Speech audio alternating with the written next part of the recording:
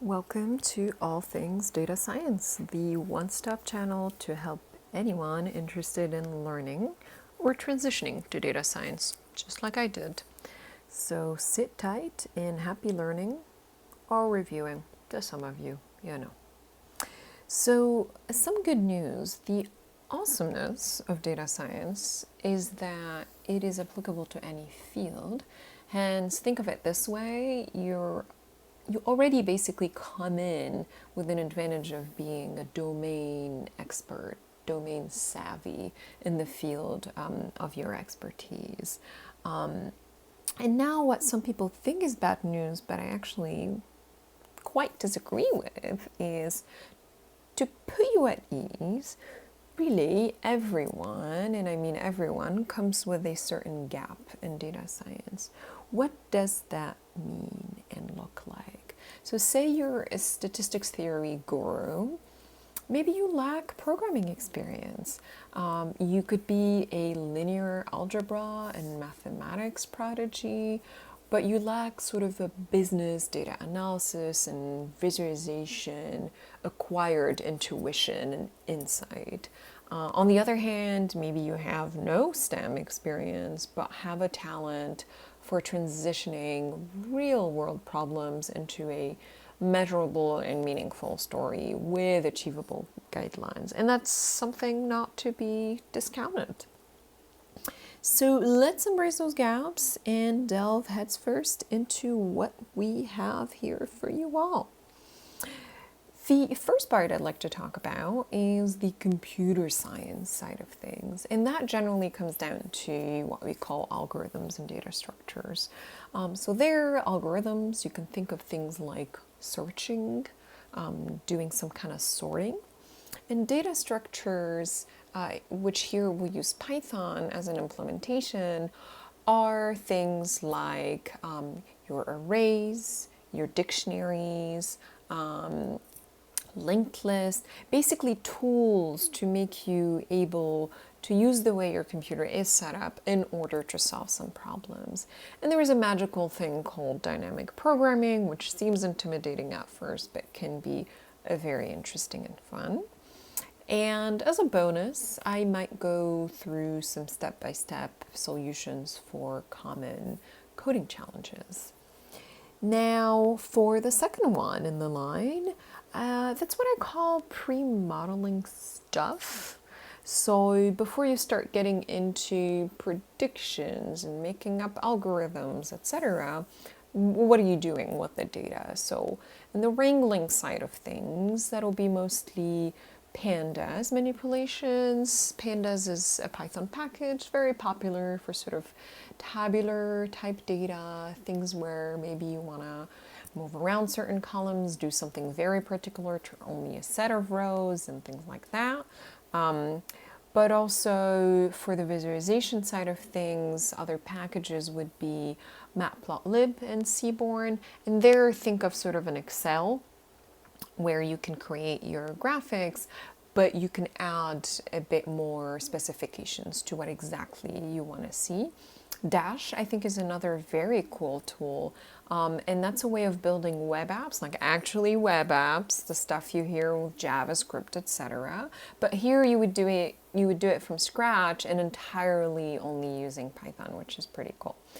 And then, sort of last but not least, really also covering the popular vendor tools like the Tableaus and Microsoft Power BI, for instance, because oftentimes that is a good way of quickly sketching sort of a dashboard or visualizing something, doing a quick histogram or such for something that you're interested in. Which gets us to machine learning. There, I'm putting in a lot of things under it, but machine learning, broadly speaking, we would cover sort of the common models. And what I mean by that is things like a logistic regression, an SVM, naive-based decision trees, but also random forests. So we hear about things like supervised learning, but also unsupervised learning, things like clustering, k-means, Gaussian mixture models. but also when you have a model, how do you know how good it is? So things like the metrics around models, so an accuracy, recall, precision, that kind of stuff, or at least terminology.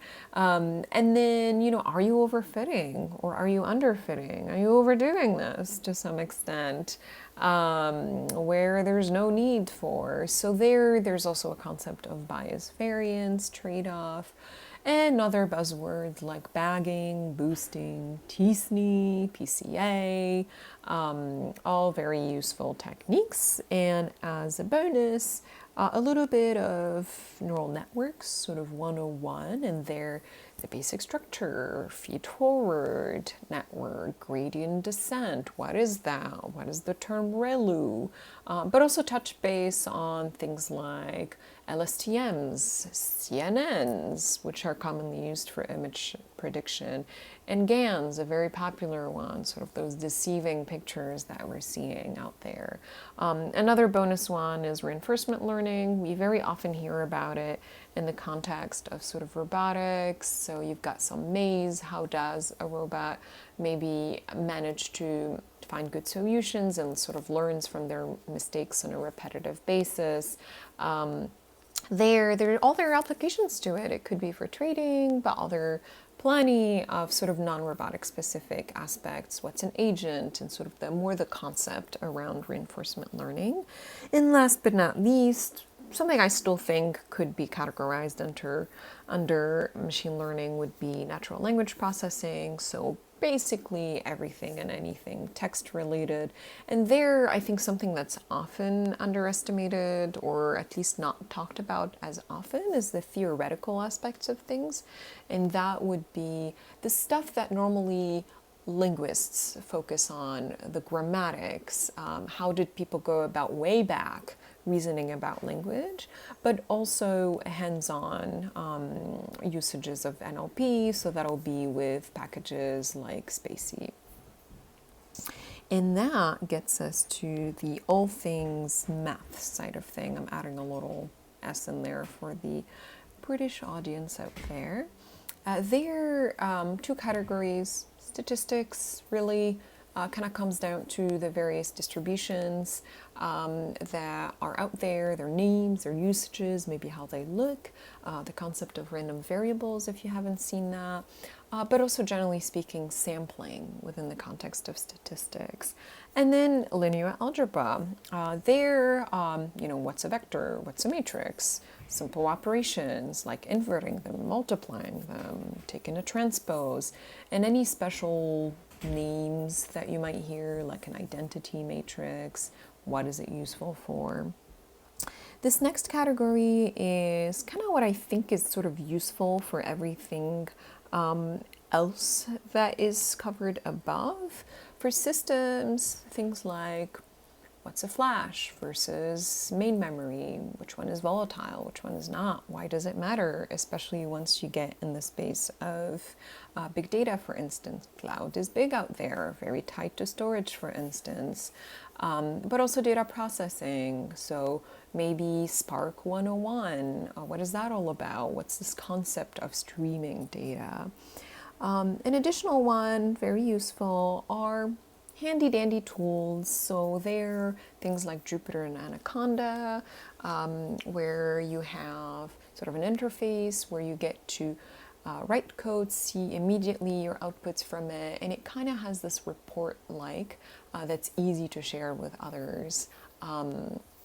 Visual to it, and that's a little different, and I think a bit more intuitive than IDEs, which folks like the Java developers might be more used to, though they also exist for Python.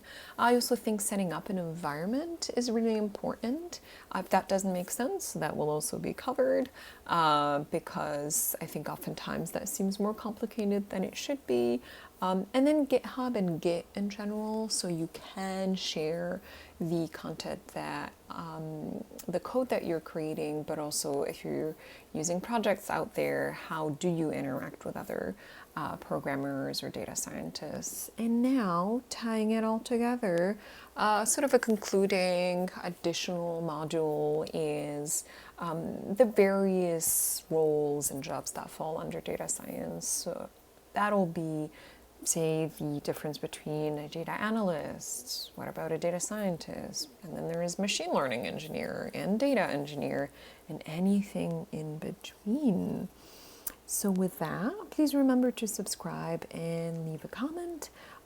Especially I'm interested in knowing if there are any other topics that are of interest to cover, but also of the ones mentioned, is there some content that you would like to prioritize over another one? Thank you, thank you.